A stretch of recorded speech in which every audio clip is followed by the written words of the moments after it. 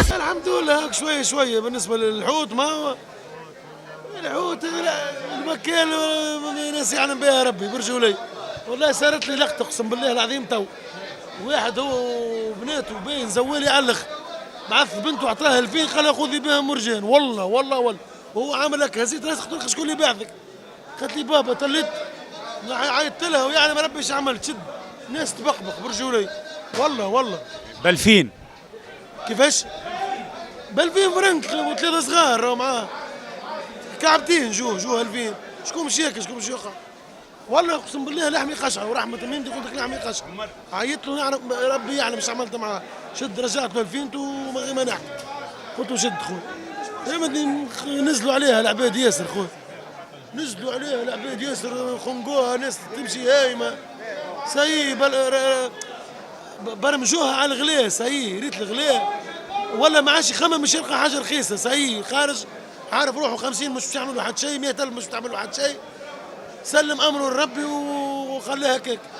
انا نراب عيني قلت العباد تجي كل يوم شوف في حاجات اللطف والله ربي يقدر الخير اقسم بالله ان شاء الله قيس سعيد يعاونوه اللي دايرين به ويطلعوا رجال ويشدوا معاه الرجله خلي ينظفوها البلاد فماش ما نرجعوا حتى مستحيل كان باش نرجع كيما قبل مي يا خويا يقف نزيف بتاع الغلاء هذا يقف هو. علاش قيس سعيد بالذات؟ والله شنو قيس سعيد تو مبدئيا هو اللي شاد البلاد شكون بالذات؟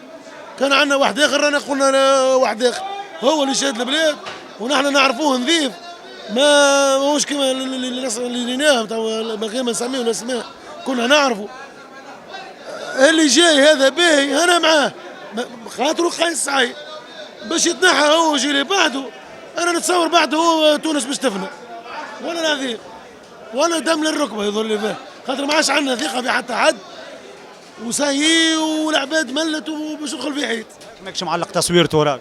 مش حكايه حب نعلق تصويره امي نعلق تصويره كان جات حتى وصاف الرسول نحطها هو بشر عمل الباهي ندعيو له ونصفقوا له ونعاونوه ونشجعوه وننتخبوه عمل الخايب كل انسان بينه وبين ربي خاطر الكرسي راهو مش لعبه راه ربي والرسول يقول لك كل راع مسؤول عن رعيته هذا واحد في دار مسؤول على اولاده كان ما يعدلش بيناتهم كان واحد منهم يبات للشر اش باش يلقى جزاء عند رب فما بالك كرسي دولة كاملة معناها شعب كامل اللي بات للشر منهم مفكتر عليه هو في ظهره اربح الفلوس عبي طلع فوق ظهرك انا شكون اللي قبلك هاكم شيء مليارات ومعناتها ربي تحت التراب ما زلت تلقى نفس باش تقعد شويه بعد الخدمه وتقعد هكا وتفرح بروحك؟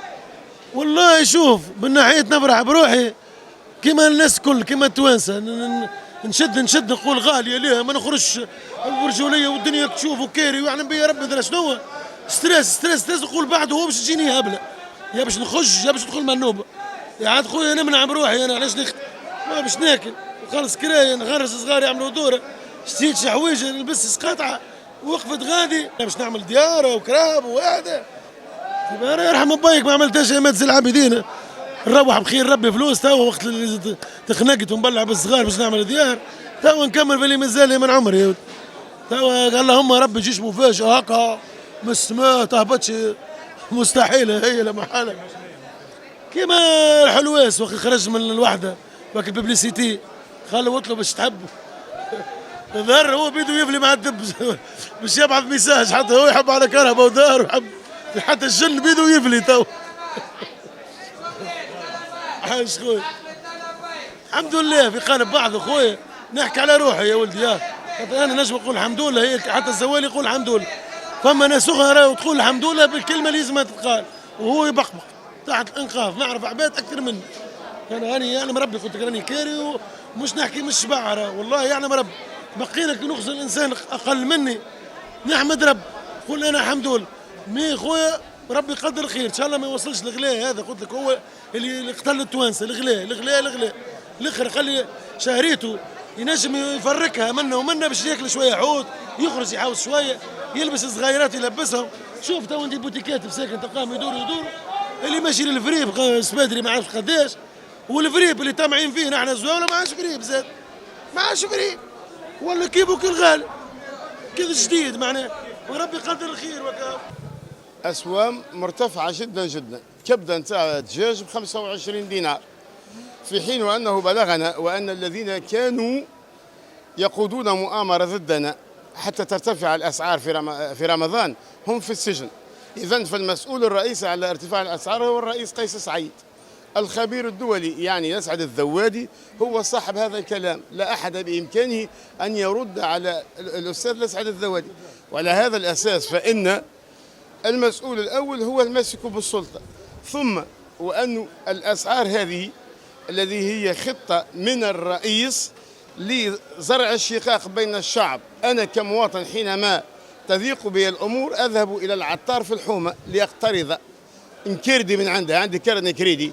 أما توا الرئيس ثم الحليب وثم السكر، ولكن يحط لنا فيه في الفضاءات الكبرى، حتى يعني الروح الاجتماعية حطمها لنا الرئيس. وهذا خطط نتاع استخبارات قويه، ما هيش خطط جايه. هذوما ناس الغرف المظلمه بالحق اللي يشتغلون على تأليب الشعوب حتى يبقى معناتها حوت ياكل حوت، احنا في بعضنا وفخار يكسر بعضه. يعني وهذه سياسه خطيره جدا ضدنا. يعني هذه خطط من بعض المسؤولين؟ لا، خطط من الرئيس الذي قال واني انا المنقذ، مش من المسؤولين. لا، أنا كلمتك باسم سي أسعد الذوادي، أكبر خبير في الدولة التونسية في الأسعار وفي كل ما تتصوري في بالك معناتها. وعلى هذا الأساس النسيج الاجتماعي حطمه الرئيس من خلال حرماننا من العلاقة الاجتماعية في الحومة العتيقة معناتها. انك تقين علي عندي كرن كريدي عند العطار، مش في الفضاءات الكبرى. يعني المشكله الاساسيه ترجع لرئيس الجمهوريه. الجمهوريه حسب الاسعد الذوادي الخبير، ما يناقش حتى واحد. الاسعد الذوادي كي يتكلم في كل القنوات التونسيه حتى قبل الثوره، في قناه 7 كان يتكلم في الكلام هذا، يقول راهو ماسك بالسلطه هو المسؤول على الاسعار. ما ثماش لغه هو منا ومؤامره، ما ثماش. الماسك بالسلطه هو المسؤول على الاسعار. والتجار يبيعوا كلهم بنفس السوق؟ التجار هذه سنة سيئة تعودوها، وأنهم بربوات. مثل ما تكون ولا عليك، بما أنه الرئيس هذا كرأيه. كيفاش تحب الناس هذوما باش يعيشوا؟ هذه رؤية. ما ثماش فرق بين قصر كرتاج ومارشي سونترال. من المفروض القرارات من غادي تلقاها مطبقة لهنا، مش تلقاها متجاوزة لهنا تحت أعين السلطة. ما ثماش السلطة تدور لهنا. المدير المرشي في حد ذاته سلطة يعين معناتها من طرف السلطه، معناتها مدير المرشي سنترال اهم من الوالي.